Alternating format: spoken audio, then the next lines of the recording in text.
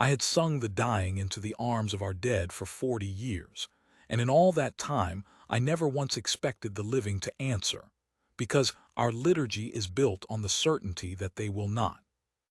We were 11 ships when the drive of the reliquary failed, and we were 11 ships when I climbed the long spiral of the nave to the chapel comms and took my place beneath the great viewport, which is what a hymn keeper does when a ship begins to die. 40 years I had climbed that spiral. My knees knew every worn tread of it. Below me the temple ship spread out in its tiers, the reliquary alcoves where our ancestors' names are kept, the water halls gone quiet, the sleeping decks where the children lay too still. Above me the viewport held the light of a star we did not have a name for, a young and indifferent sun, and its glow came down through the glass and lay across the deck plates in a wide pale wash, so that even as we died the nave was full of daylight.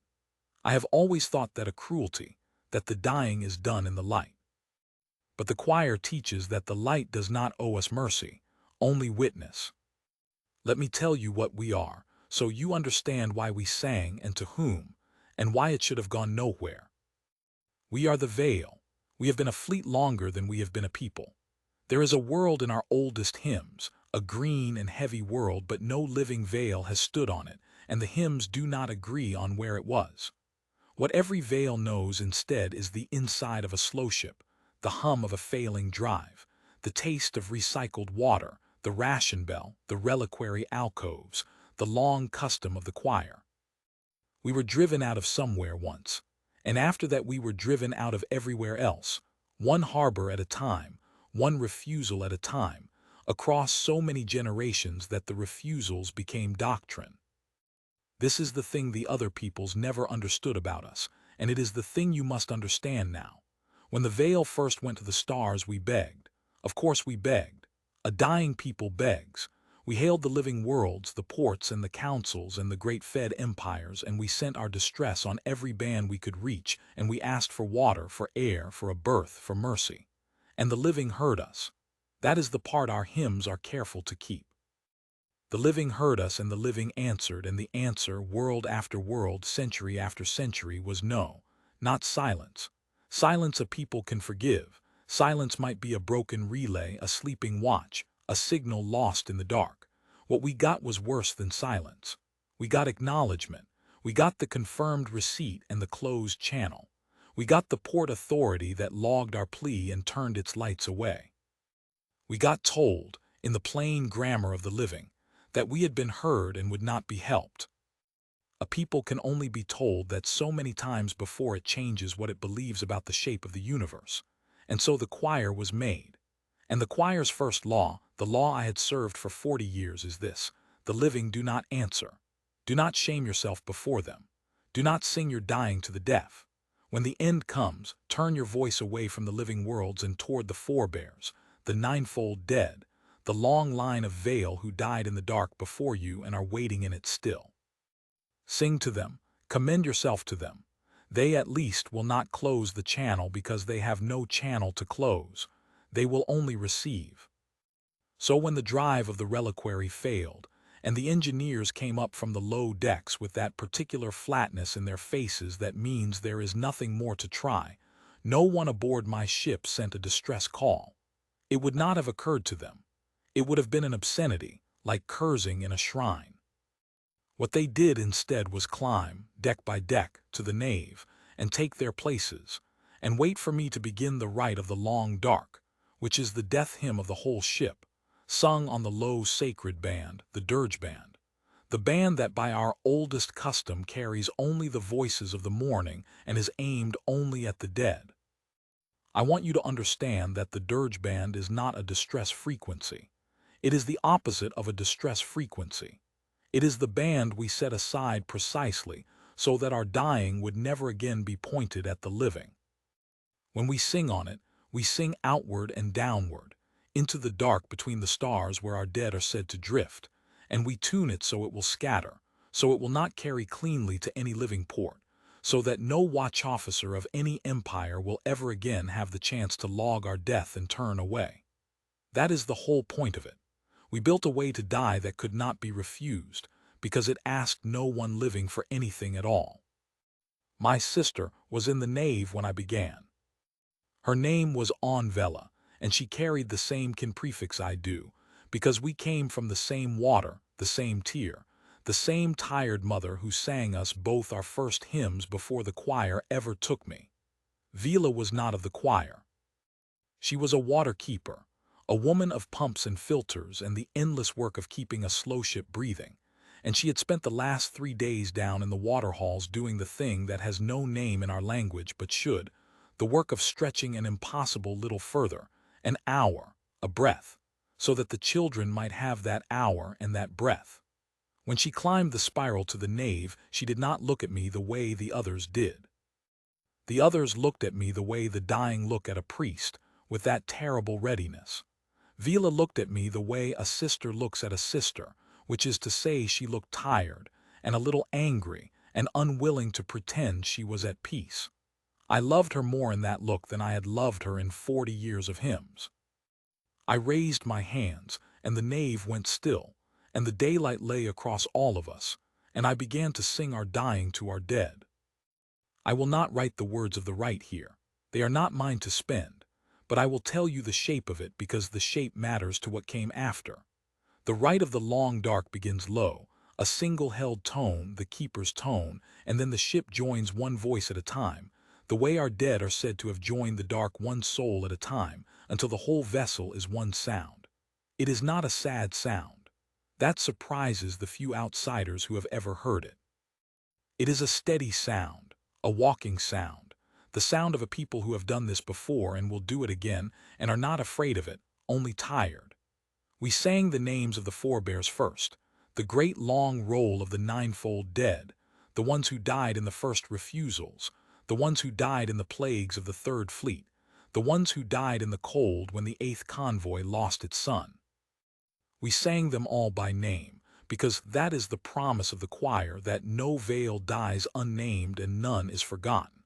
And then, when the roll of the dead was finished, we began to add ourselves to it. That is the part that breaks even a keeper of 40 years. You sing the living into the roll of the dead while they are still warm enough to sing back. I sang the engineers who had come up flat-faced from the low decks. I sang the water keepers.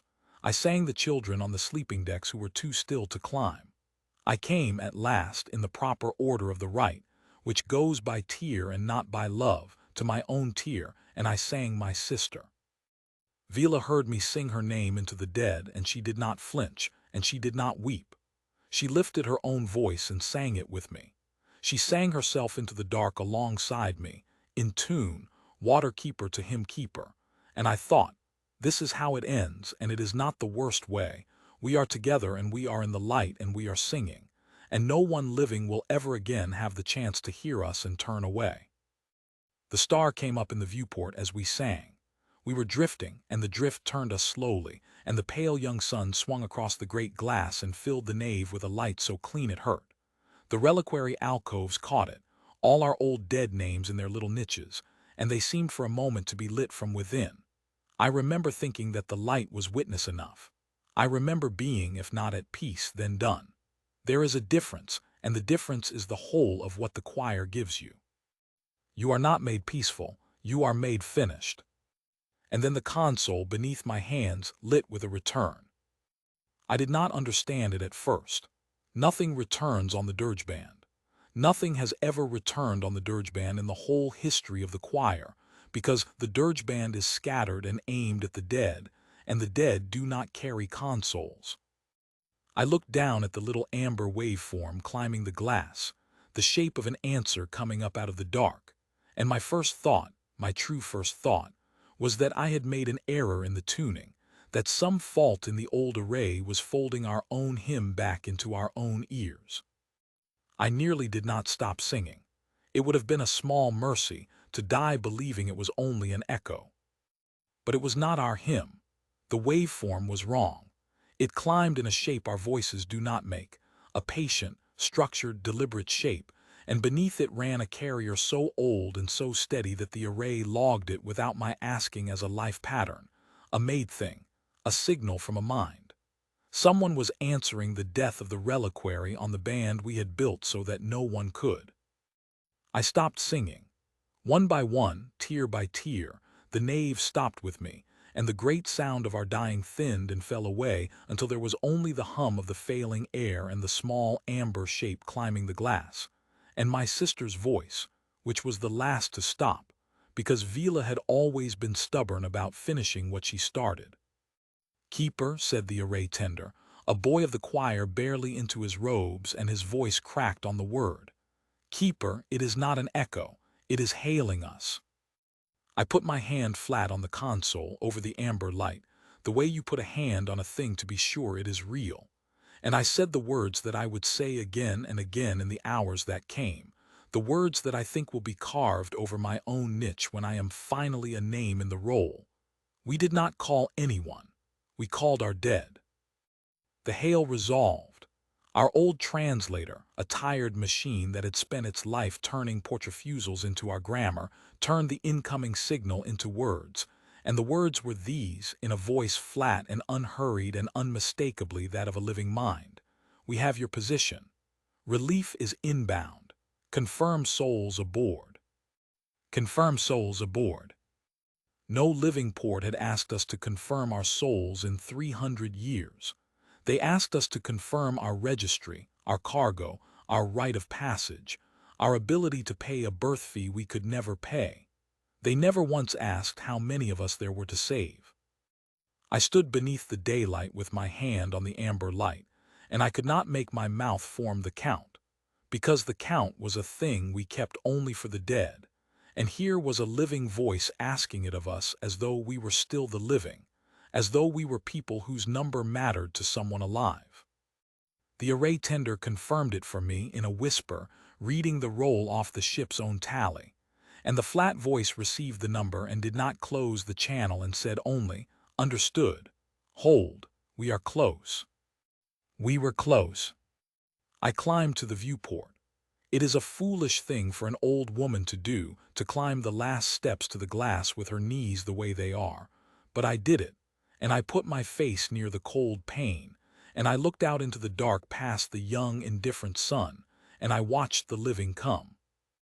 They came the way a tide comes, not all at once but all together, a widening of the dark, points of light that grew and resolved and became hulls.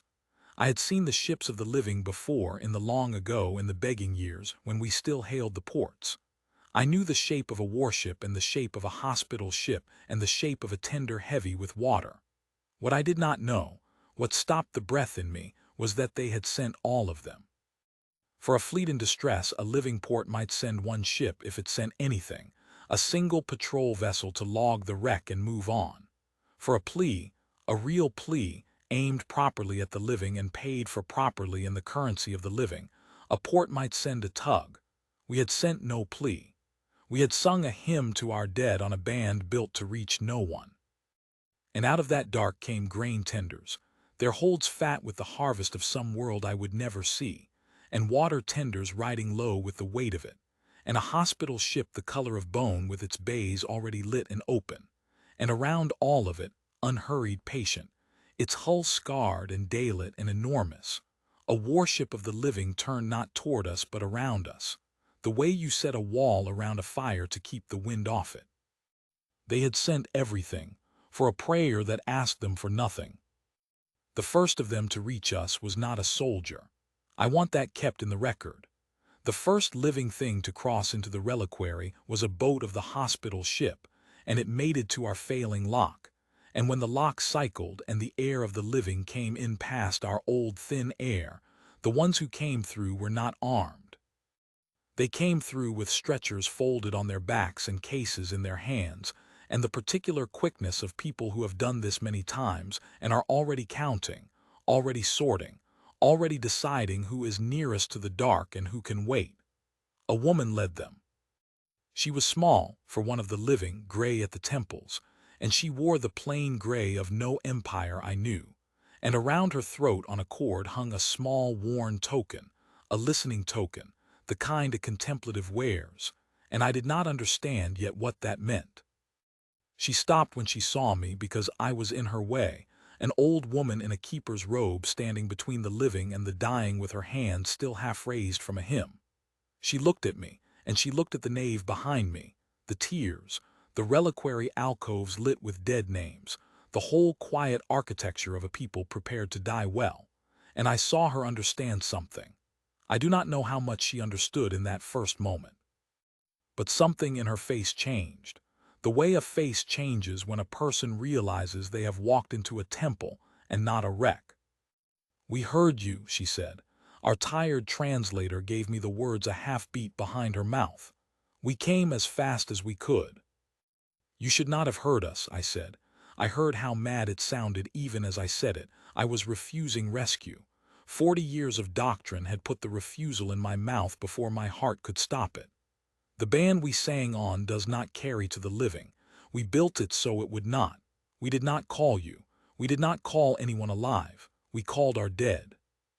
She listened to all of that, the whole strange confession of it, and she did not argue, and she did not laugh, and she did not do the thing the living had always done to us, which is to seize on a technicality and use it to leave.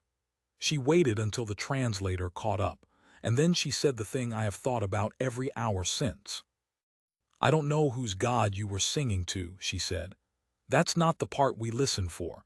We listen for the part where the living are trying to stay living. You were making that sound. We answer that sound. We don't check the address." And then she stepped around me, because she had counting to do, and she went to my sister first, because my sister was nearest to the dark. Let me tell you what the over-delivery was, because the scale of it is the whole of the wound and the whole of the wonder, and a keeper of records does not get to keep only the parts that comfort. They did not merely save us. Saving us would have been a single ship, a berth, a tow to the nearest harbor and a shrug. What they did was pour. The water tenders mated to our dry halls and filled them until the pumps my sister had nursed for 3 days ran clean and cold and loud. And the sound of running water in a Vale ship is a sound I had heard only in the oldest hymns, the sound of before, and grown Vale wept at it who had not wept at their own dying. The grain tenders opened their fat holds and the smell of real food, cooked food, food that had grown in dirt under a sun, came up through the tiers, and the children who had been too still on the sleeping decks were carried down to it. And some of them ate, and some of them were already too far into the dark to eat. And the living wept over those, actual tears, strangers weeping over veiled children, which no living port had ever done in the whole roll of our refusals. And around all of it, the whole time, the warship held its vigil. It never fired. There was nothing to fire at. It simply stood in the dark and turned itself around our little dying convoy, and its scarred daylit hull filled our viewport, and I understood after a while that it was not there to threaten anyone. It was there so that we would not be refused again. It was there the way a strong kinsman stands at the door of a house where the weak are being fed, not because there is an enemy, but because the weak have learned to expect one. They had brought a wall against a wind that, this time, was not blowing. But they had learned, somewhere, the same lesson we had learned, only from the other side of it. They had learned that when you answer the dying, you had better bring enough to make the answer stick. I followed the gray-templed woman through my ship as she worked, because I could not do otherwise, because a keeper does not leave the dying even when the dying are being pulled back from the dark by strangers' hands. She had a name. I asked it, and she gave it plainly, the way she gave everything. Warden, she was, of a station called Cassin. An old human place at the edge of the human reach. A listening station, a chapel of sorts. And here at last I understood the token at her throat and the gray she wore, and why it had been her ship, of all ships, that first caught our hymn. The humans, she told me in the spare moments between the dying, keep a listening chapel. It is old, older than most of what they have built out here. It is not a military post, and it is not a port authority, and it does not log registries or collect berth fees. It is a place where a small order of them sits and keeps an array warm and listens to the dark. They listen for the structured sound of made minds. They do not listen for distress signals only. They told me this as though it were obvious, and to them it was. A distress signal, the warden said, is a thing a clever people sends when they still believe someone will answer. But a people that has given up, a people past believing, does not send a distress signal. It goes quiet, or it turns inward, or it sings to its own dead. And so the chapel at Cassin learned long ago not to listen only for the clean cry of a people that still hopes. They learned to listen for the other sound too. The sound underneath. The sound of the living making the shapes the living make when they are trying to stay living, whatever god or grammar those shapes are dressed in. Our hymn, she said, had climbed into their array in the middle of the night watch, and the young keeper on duty had not known what it was, only that it was a made sound, a structured sound, a sound with the carrier signature of the living in it. And she had done the thing the chapel at Cassin exists to do. She had not asked whether it was addressed to Cassin. She had not asked whether it was a proper distress call or a prayer or a song. She had logged it as the living wanting to live, and she had rung the bell, and the bell at Cassin is wired, by 300 years of their own quiet custom, straight into a relief chain that does not stop to ask permission. By the time the warden's ship broke toward us, the grain was already loading, and the warship was already turning out of its dock, and no one anywhere in that chain had paused to confirm that we had, in fact, asked to be saved. We had not asked. That is the thing I could not put down. All my life I had believed the living do not answer, and I had built my whole faith on the wisdom of never again giving them the chance to refuse. And the living had answered a call I had bent every art I possessed to make sure they could not hear. My sister lived. I will give you that plainly, because you have earned it after all this dying, and because it is the truth, and the truth is the whole of a keeper's office. Anvela lived. The gray warden reached her while there was still enough of her to reach, and the humans did their patient, efficient work over her, and my sister, who had climbed to the nave to die singing beside me, was carried instead down to the bone-white hospital ship and given back her breath. She did not thank them prettily. That was not in her. When she came back to herself, she was, as ever, tired and a little angry and unwilling to pretend, and she looked at the human medic who had kept her heart moving, and she said something rude about the taste of their air, and the medic laughed, and I understood that my sister would be all right, because rudeness is the last thing to leave a veil and the first thing to come back. But not all of them lived. I will keep that here too, because the choir does not let its keepers write only the light.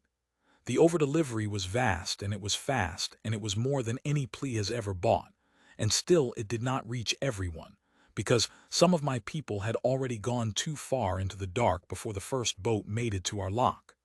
There were children on the sleeping decks who did not come down to the smell of the grain.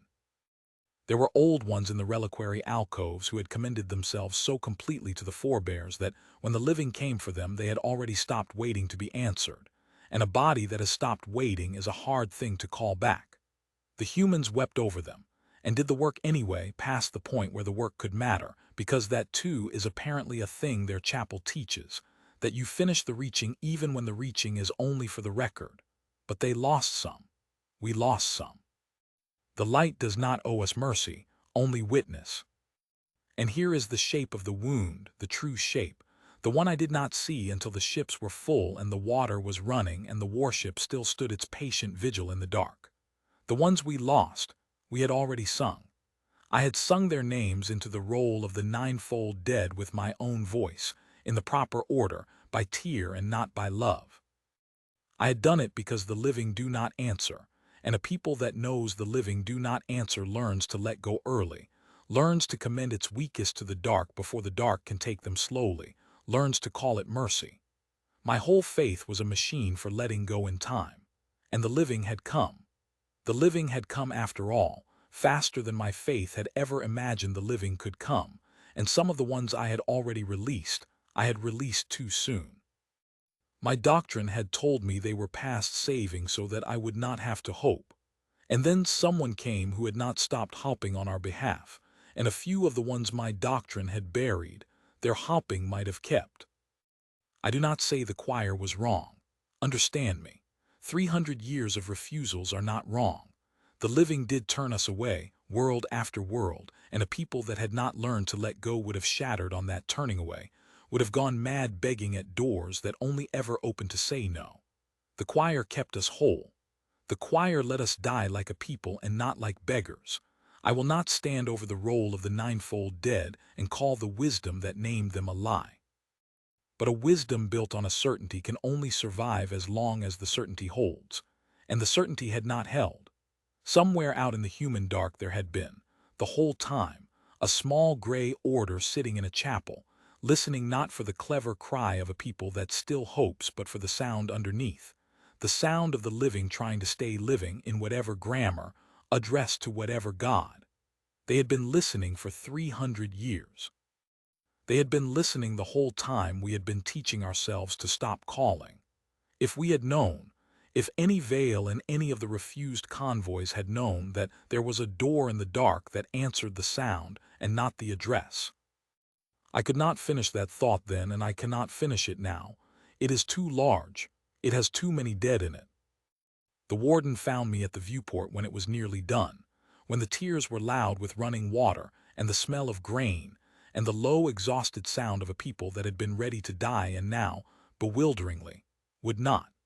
She stood beside me and looked out at her own warship turning its slow vigil against the daylight, and for a while she did not say anything, which I had come to understand was her way, the way of a person who works and listens and does not spend words she has not earned.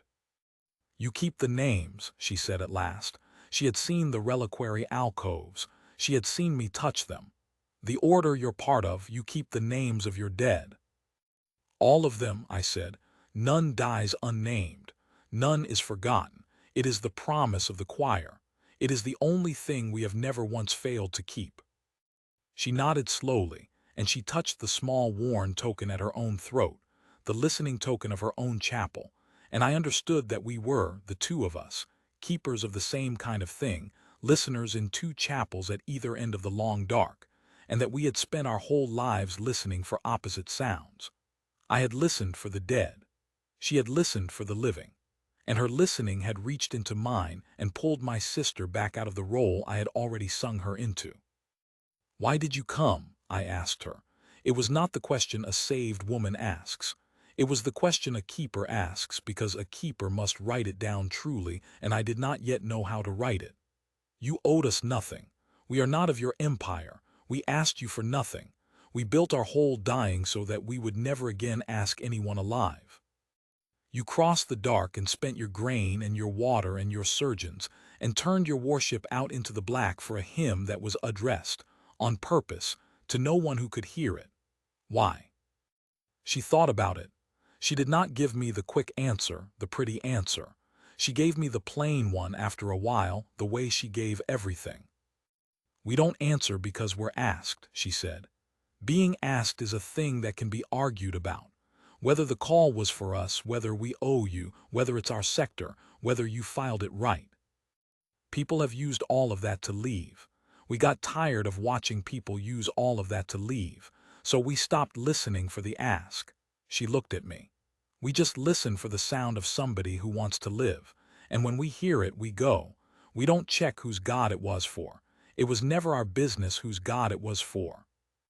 Then she went back to her work because there was still work, and I stood at the viewport in the daylight of the indifferent star, and I began, for the first time in 40 years, to compose. Not a hymn. I had hymns enough. What I began to compose was an inscription, because a keeper who has seen a thing the liturgy has no place for is bound to make the place. The choir's book has one great division, and only one, and it has held for 300 years. There are the living, and there are the dead, and the book is a book of the dead. We keep the names of the dead because the living do not answer, and so the dead are all we have that can be counted on to receive us.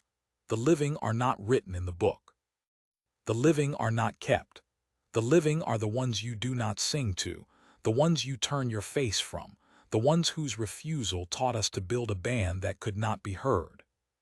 But the living had been heard from. A living door in the dark had answered the sound and not the address.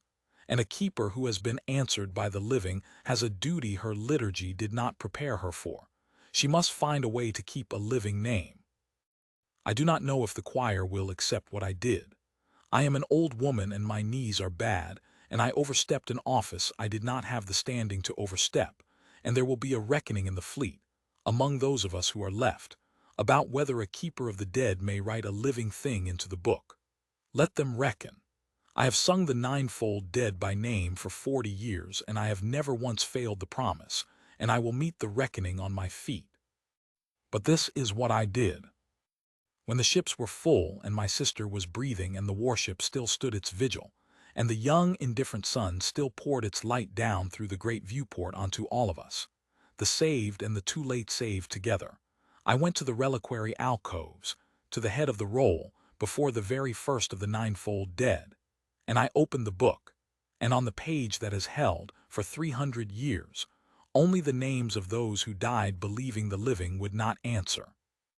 I wrote the first living name the choir has ever kept. I wrote the name of the chapel that listened. I wrote it not among the dead but before them at the head of the roll, a listener answering listeners, so that no veil who ever opens the book again in a dying ship will sing to the dark believing the dark is all there is. Under it I wrote the thing the gray warden said to me, in her plain grammar in my careful hand, so that it would be kept the way we keep everything, forever, unfailingly, the only promise we have never broken.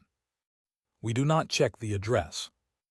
I have commended the dying to our dead for 40 years, and I did not know the book had a page for the living, until an old woman in a gray chapel robe, a keeper of the same kind of thing I keep, reached across the whole long dark and gave me my sister back, and made me learn to write one.